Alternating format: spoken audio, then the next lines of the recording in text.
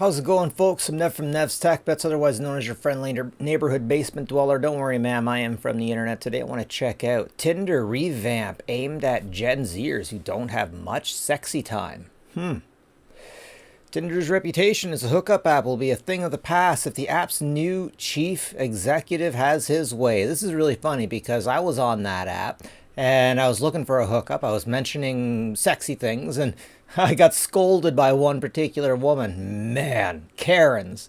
Anyways, Generation Z, people who are 18 to 28 right now, isn't looking for hookups. They're not drinking. They don't have much sexy time. The 49-year-old chief executive at Tinder posted. Now, I hate dating apps because they used to work. Plenty of fish used to work. All of these things used to work. But they game the system so hard. There's like so much greedflation everywhere that everybody is...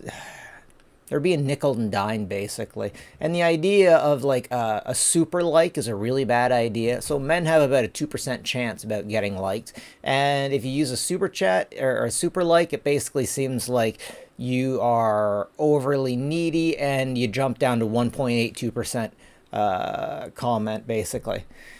We need to adapt our products to accept this reality. Really, though, this is fascinating. It reminds me of the Mouse Project, where an individual had mice. He gave them everything that they wanted, and after a few generations, after a bunch of generations, the mice just weren't screwing. They ended up dying out. There was nothing to do. I don't know, but it seems to have a lot to do with that. Now, I talked to an older gentleman about that situation. He said, well, when you don't need to fight to survive, things change quite a bit.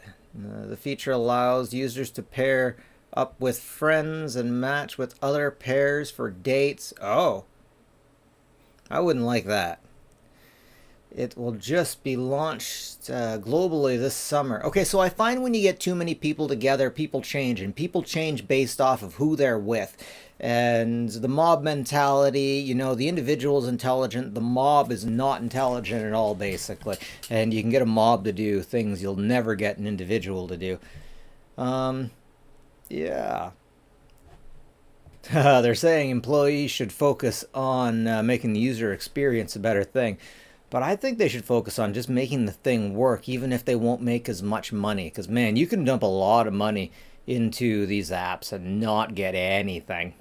Maybe it's time that they balance things out. I mean, the women are the thing that everyone's going for. And maybe some of them aren't treating men right. Now, I'm not saying that as an incel. I'm not an incel. I mean, if you think that someone who argues with a woman is an incel or doesn't just agree with everything a woman says, yeah, I'm an incel then. But if what we're talking about is a true incel is far, far different than that.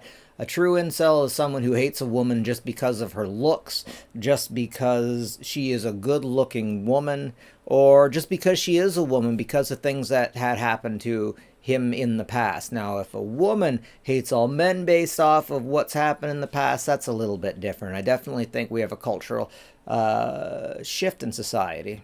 Also, I kind of wonder if the shift that we're seeing has something to do with the fact that these Gen Zers, they just have pornography like that. If they want it, they can get it immediately. They don't have to pay money for it. Often all they have to do is just hit a button to say, I am 18, and they get whatever they want, and then away they go. Now, also what they're not talking about is a lot of these individuals are having problem with how do I say this? There's some guys who are simply having problems getting it up. And part of the issue there is there are some women that just freaking refuse to touch it. They'll talk, they'll kiss. They won't touch the thing. There is legitimately a lot of men that need to be touched before anything happens. And that's just an uncomfortable thing a lot of us don't want to talk about. But yeah, times change. We have birth control, we have free prawns, and we all know how bad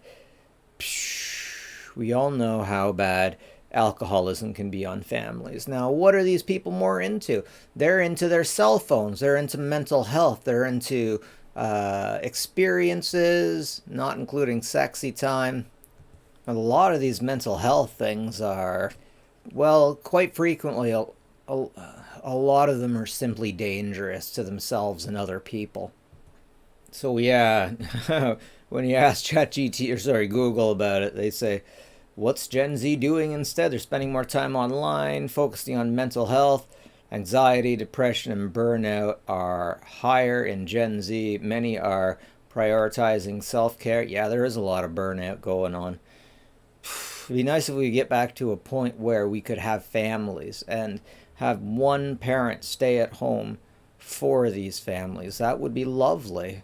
Not smoking or drinking. That's interesting because I noticed at the gas station the cigarettes, they used to be all behind. The cigarettes used to be the big thing, the big collage behind, but now those things aren't there so much anymore. And not only that, but it seems to be down in bottom drawers. It would be really nice if we could figure this out. Work and side hustles. Many are focusing on financial survival, juggling jobs, side gigs, and other businesses. These generations came at an age during economic instability, and many don't feel secure enough to prioritize relationships or leisure. We're dying off, guys. I think we got a die off coming. And the people who have all the money, which are a small few, are going to enjoy the benefits of having more women and more sexy time. Well, a lot of us just go the way of the dinosaurs. And hey, maybe that's the way it's supposed to be. I don't know what to say. But if you look up trends online, it's not going in a good direction, that's for sure. It's going in a direction, but I don't like the way it's going. Anyways, that's it for me, ladies and gentlemen. Have a good one. Take care of each other, will ya?